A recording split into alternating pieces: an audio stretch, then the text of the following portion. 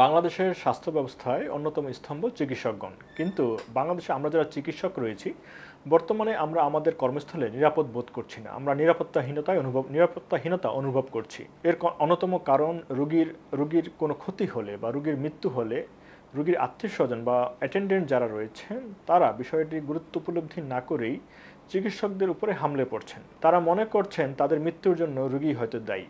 কিন্তু আমরা জানি যেমন অনেক রোগ রয়েছে যার ক্ষেত্রে মৃত্যুই আসলে সম্ভাব্য পরিণতি, বিশেষ করে মেসিভ হার্ট অ্যাটাক কিংবা মেসিভ ব্রেন হ্যামোরেজ কিংবা স্ট্রোক কিংবা বড় ধরনের রোড অ্যাক্সিডেন্ট। এই ধরনের ঘটনায় রোগীর মৃত্যু হওয়ার সম্ভাবনা খুবই বেশি। অনেক রোগী মৃত্যুর পূর্ব মুহূর্তে আইসিইউতে নেওয়া হয়। আইসিইউতে চিকিৎসা চলাকালীন একটি পর্যায়ে এসে রোগী মৃত্যুবরণ করতে পারেন। একজন চিকিৎসকের কাছে কোনো অবস্থাতেই একজন রোগীর মৃত্যু কাম্য নয়।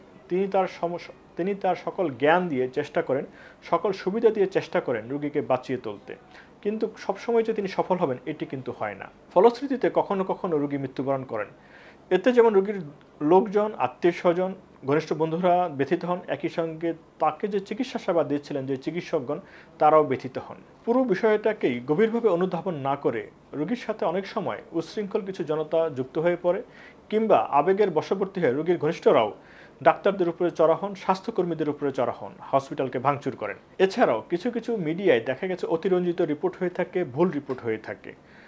এর ফলশ্রুতিতে জনগণের দাবি তৈরি হয় এবং চিকিৎসকগণ আইনের মধ্যে না পড়লেও পরিস্থিতি শান্ত করার জন্য চিকিৎসকদেরকে গ্রেপ্তার করেন এবং অনেক সময় তারা জামিনও পান না। এই ধরনের বিষয়গুলো বাংলাদেশের চিকিৎসা ব্যবস্থায় বেশ অস্থিরতা এবং স্থবিরতা তৈরি করছে। বিশেষ করে যে সকল রোগীর জরুরি চিকিৎসা প্রয়োজন, রোগী মৃত্যুর মুখে পতিত হয়েছে, কিন্তু রোগীর লোকজনের বিহেভিয়ার বা আচরণ দেখে, মারমুখী আচরণ দেখে চিকিৎসকগণ কখনো কখনো ভয় পেয়ে যান। তারা রোগীকে চিকিৎসা ইনকমপ্লিট রেখে, অসম্পূর্ণ রেখেই তাদেরকে আরও বড় হসপিটালে রেফার করে দেন, যাতে করে রোগী এই হসপিটালে মৃত্যুবরণ না করে এবং এই হসপিটাল এবং চিকিৎসা ব্যবস্থায় যারা জড়িত রয়েছেন, চিকিৎসক সহ সকল স্বাস্থ্যকর্মী, তারা যেন বিপদে না পড়েন, এজন্য তারা রোগীদেরকে অন্য হসপিটালে রেফার করে দেন। বাংলাদেশে উত্তেজিত লোকদেরকে শান্ত করার পরিবর্তে চিকিৎসকদেরকে গ্রেপ্তার করার ব্যাপারটি বেশ কিছুদিন থেকেই চলে আসছে। এই বিষয়টি থেকে আমাদের বের হয়ে আসা উচিত।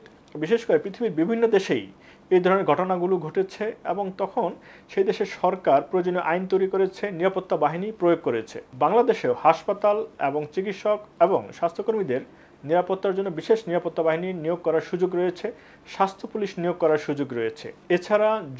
এছাড়া ইমার্জেন্সি ডিপার্টমেন্ট বা জরুরি বিভাগে সিকিউরিটি অ্যালার্ট, সিকিউরিটি ফোর্স এবং সিসিটিভির যথাযথ ব্যবহার করা প্রয়োজন এবং কোনো দুর্ঘটনা ঘটলে সেই ক্ষেত্রে আইনশৃঙ্খলা বাহিনী যেন পুরো বিষয়টাকে নিয়ন্ত্রণ করতে উদ্যোগ গ্রহণ করে, সেই ধরনের ব্যবস্থা থাকা জরুরি।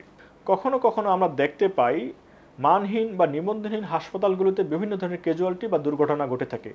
এই সকল প্রতিষ্ঠানে রোগীর মৃত্যুর পর বা অনাকাঙ্ক্ষিত ঘটনার পরে উত্তেজিত জনগণ হাসপাতাল ভাঙচুর করেন, চিকিৎসকদেরকে মারধর করেন, স্বাস্থ্যকর্মীদেরকে নাজেহাল করেন। কাজেই বাংলাদেশের আইনশৃঙ্খলা বাহিনীর সুযোগ রয়েছে এই সমস্ত মানহীন এবং নিবন্ধনহীন হাসপাতালগুলোকে বন্ধ করে দেওয়ার, একই সঙ্গে জরুরি বিভাগগুলোতে পর্যাপ্ত সংখ্যক নিরাপত্তা বাহিনী নিয়োগ করার। তাহলে কেবলমাত্র রোগীর মৃত্যুর পরে যে সকল অনাকাঙ্ক্ষিত ঘটনা ঘটছে সেগুলো নিয়ন্ত্রণ করা সম্ভব হবে।